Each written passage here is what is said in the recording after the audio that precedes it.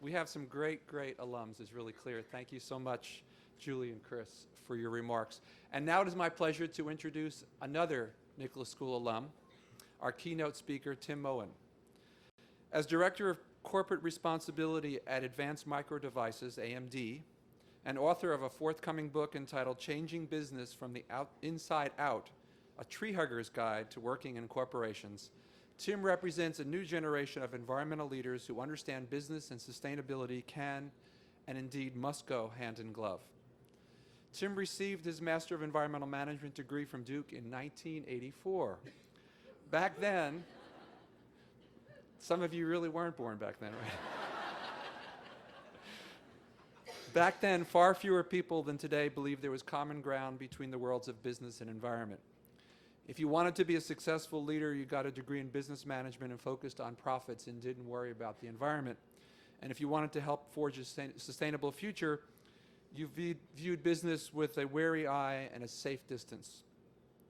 Wisely, Tim rejected both of these narrow views and has helped blaze a new trail, one that I'm proud to say many of our graduates here today will follow in the future.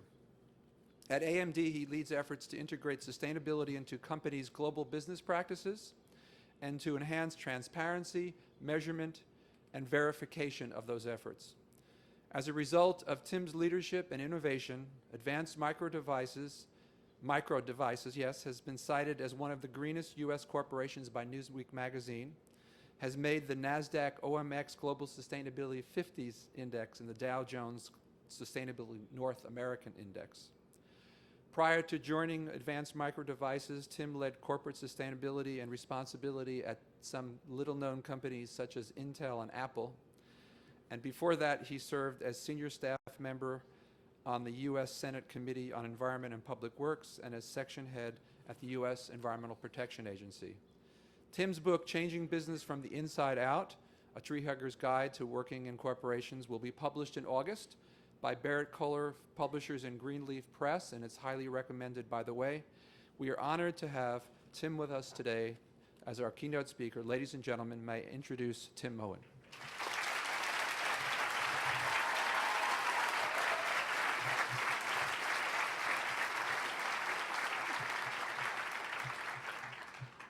Thank you, Dean Chimides, and thank all of you for that wonderful and warm welcome. But you know what? Today's about you.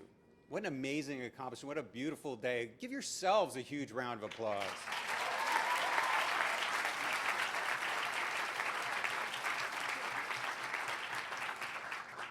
You know, I'm truly honored to address you today. I'm also somewhat humbled by the prospect of what I could say that can actually help you on the journey you start today. One of the things I realized looking back over all those many, many years since graduation is that no one goes on this journey alone. You all have had people that have helped you get to this amazing accomplishment, and there are going to be many more along the way. And one of the things I've learned is that in the end, it's these relationships that matter the most. So whether they're here with us or not, I'd like all the graduates to take a minute and think about the people in your lives that have helped you achieve this truly amazing accomplishment. Your parents, your family members, your spouses and significant others, the friends that have supported you, and of course, the very talented faculty and administration at the Nicholas School. So right now, I'd like to ask each of the graduates to stand and applaud your loved ones, supporters, and teachers for helping you get to this juncture in life.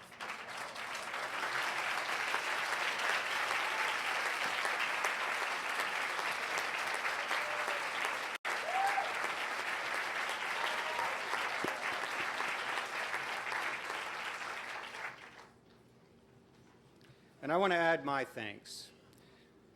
First, thanks to my loving family who have supported me in every way and are here with us today. My daughter, Teresa, also a Duke grad, who is now a practicing attorney in St. Louis. My son, Jacob, who's earning his doctorate in chemistry at Carnegie Mellon. And my wife, Katie, who came with me to Duke in the early 1980s to earn her PhD degree, putting husband through. And also thanks to my parents, and a shout out to the gaggle of extended family and friends who are here with me today. You know who you are, and I'll see you at the party later. There you are over there. And thanks again to Dean Shamides for this opportunity to speak to you today. You know, never in my wildest dreams did I think I would have an opportunity to address a graduating class from my alma mater. But when I got that call, I jumped at the opportunity. I jumped at it because I thought I might be able to offer some perspective and nuggets of hard-won wisdom that might help you on the journey you start today. So what can I tell you? What are the ideas and life lessons that might be memorable and meaningful to you? Let's start by congratulating you. Not for graduating today, although that is indeed awesome. No, let's congratulate you for the choice that you've already made. You could have chosen many other roles that surely would have made you more money and perhaps made your parents a little less worried about you moving back into your old room. But instead, you've made a choice to dedicate your education and your careers to something bigger than yourself, to helping the environment. I thank you for making that choice, and your children and your grandchildren will thank you for making that choice. It's a daunting task, really, to try and boil down 28 years into 20 minutes and give you those nuggets, but I will try. First, a quick reality check. When I went to Duke, it was very different than it is today. Our school was called Duke University Forestry and Environmental Studies, and our class was proudly identified by the really unfortunate acronym DOOFUS.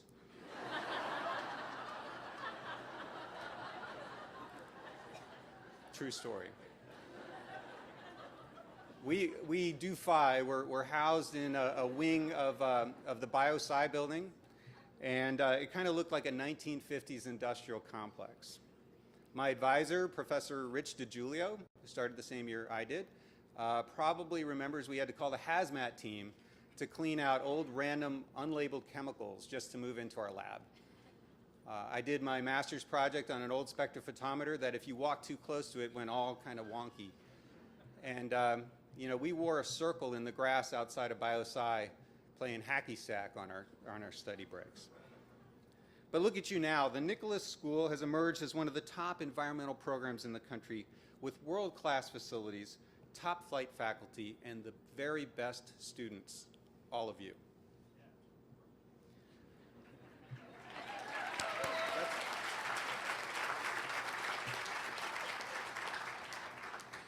But some things have not changed. Like you, we had a close camaraderie built around a common passion to preserve and protect the environment.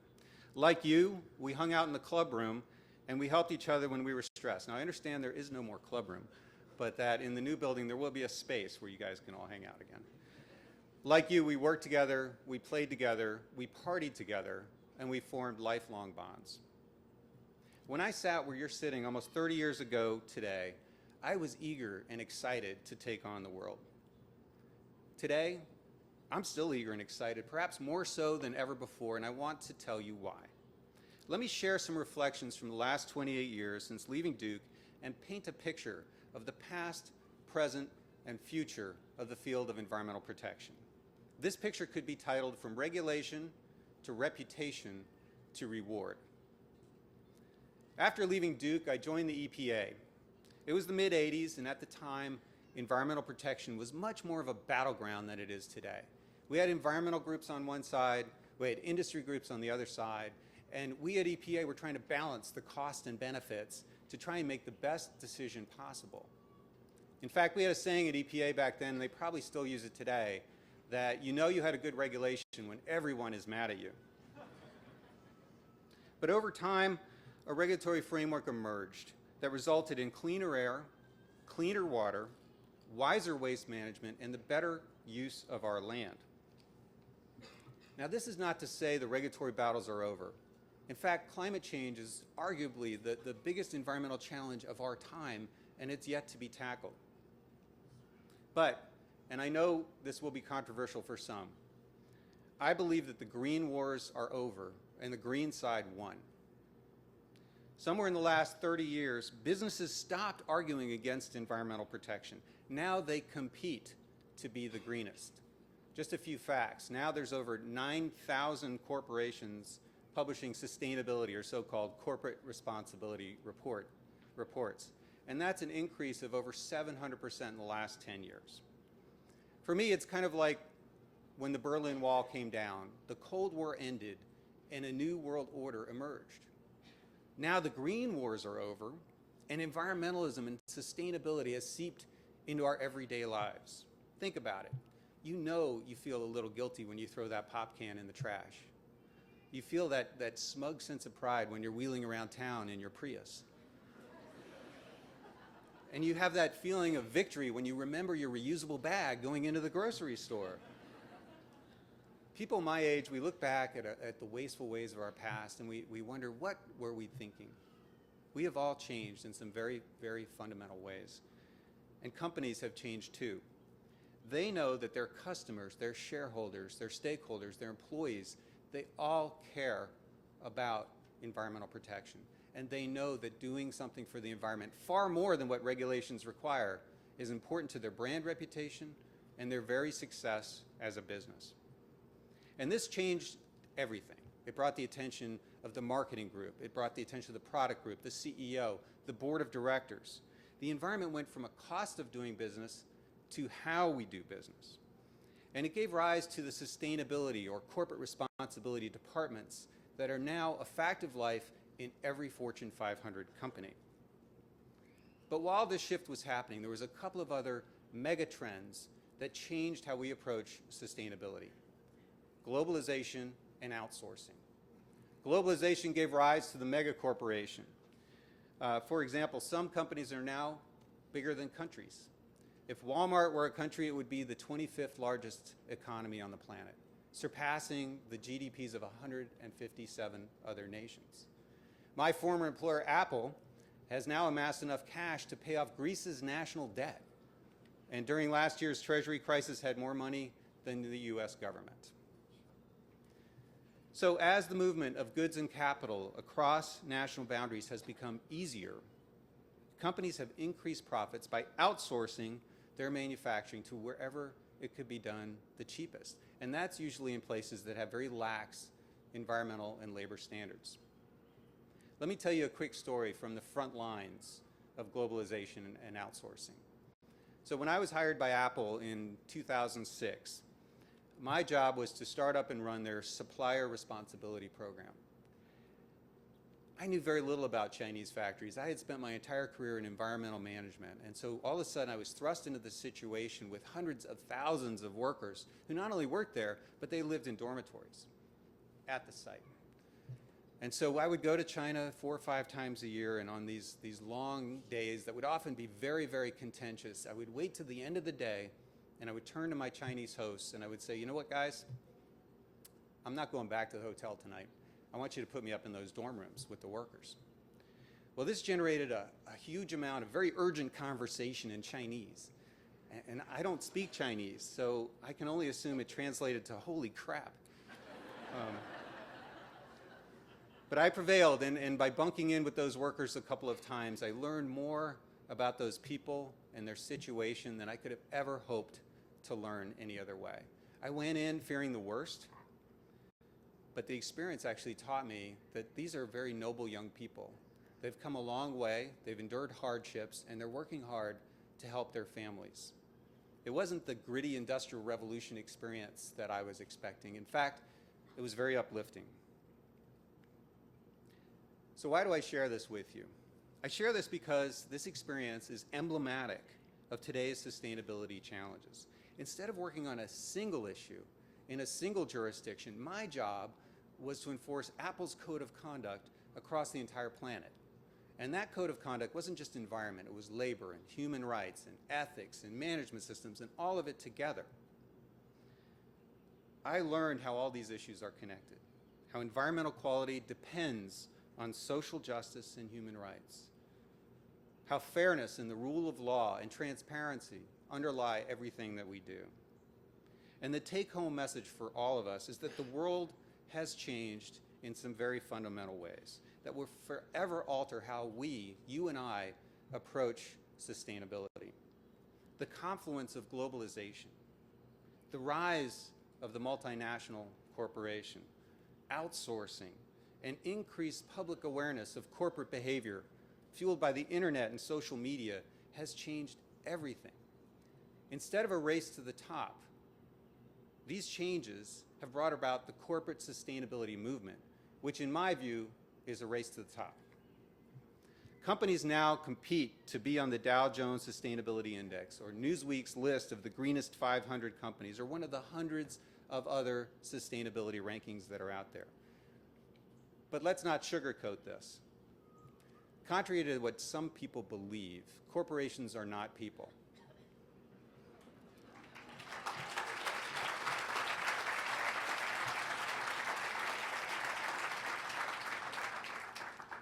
Companies are profit-making enterprises, and unless you're lucky enough to work for one of the ones who really get it, like Tom Shoes or Seventh Generation, working in the sustainability department can be tough. It's a little like being the designated driver at a cocktail party. So what does the future hold? One word: reward. Hockey legend Wayne Gretzky once said that the secret to his greatness was to skate to where the puck is going, not to where it's already been. This lesson applies to sustainability as well. And where the puck is going is convergence. Convergence of the profit motive and our environmental needs. For today's companies, we worry about reputation. For tomorrow's companies, greening will be their business. Scarce resources, 7 billion people on the planet, rising temperatures and pollution. This is the litany of doom that we've all heard. To a savvy business entrepreneur, these sound like opportunities. Opportunities to build the efficient technologies that the planet needs. This is the reward. And these new businesses need smart people like all of you to help them be successful. This is not just wishful thinking. This is already happening. Large established companies like General Electric are reaping billions in profit from energy efficient designs in their Eco-Imagination line. My company, AMD, we rely as much on the energy efficiency of our chips as we do on their performance. And there's startups like Solazyme, which is making fuel out of algae and selling it to the US Navy. And there are thousands of other clean tech ventures that are out there, some of which will emerge as the mega corporations of tomorrow. And just as my generation recoils at the wasteful ways of our past, your generation are going to have to sheepishly explain to your kids how we used to use fossil fuels for electricity and transportation. You can clap at that.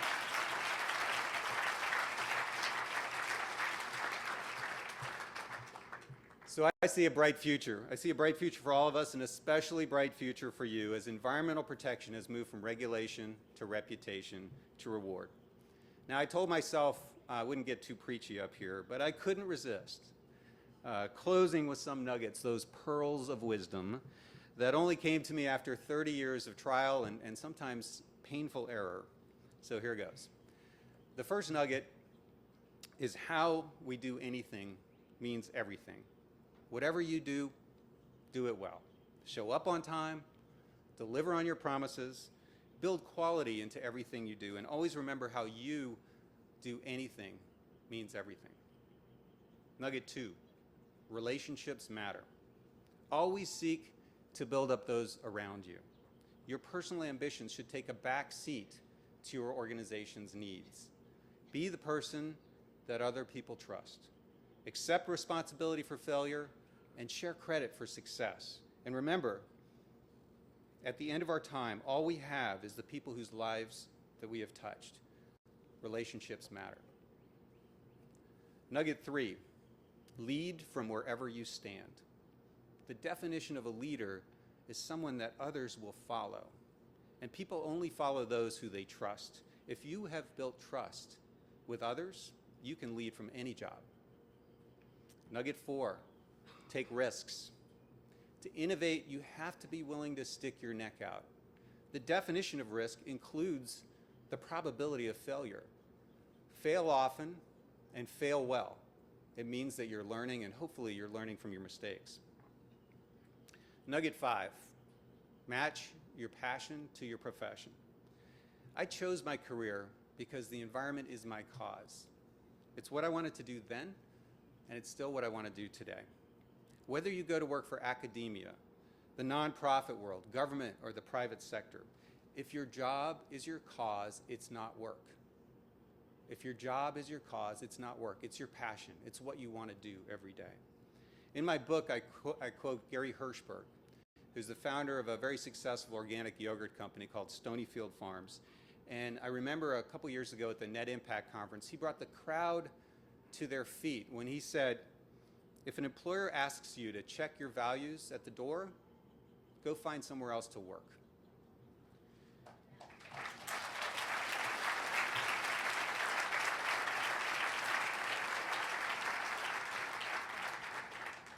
These are really important words, so for wherever your path leads you from this point onward, don't lose sight of your values, don't lose sight of your passion, stay conscious about what you're doing, and calibrate throughout your career to make sure you're doing something that makes you want to get out of bed every morning. And the final nugget is to think about your legacy. Your career and your life are finite. What do you want to be known for? What do you want on your headstone? If you keep the end in mind, you'll always have a clear destination. I hope that I've challenged you today to think differently about the journey that you begin. Your loved ones are proud of you today, and they should be, and you should be proud of yourself. You've graduated from a top university, and you will engage in careers that will make the world a better place for all of us. Today marks a goodbye to Nicholas School friends and a new beginning, one that will be demanding, rewarding, and fun. I want to close with a quote from Dr. Paul Farmer. Dr. Farmer is a Harvard-educated physician who's devoted his career to helping the world's poorest people with health care. He responded to a question about what advice he would give to college students who want to change the world with this statement. He said, "Acknowledge the world the way it is.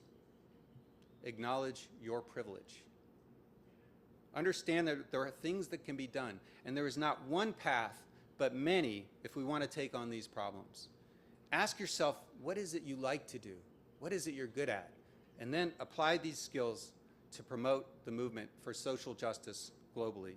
Congratulations to the class of 2012. Thank you, and good luck.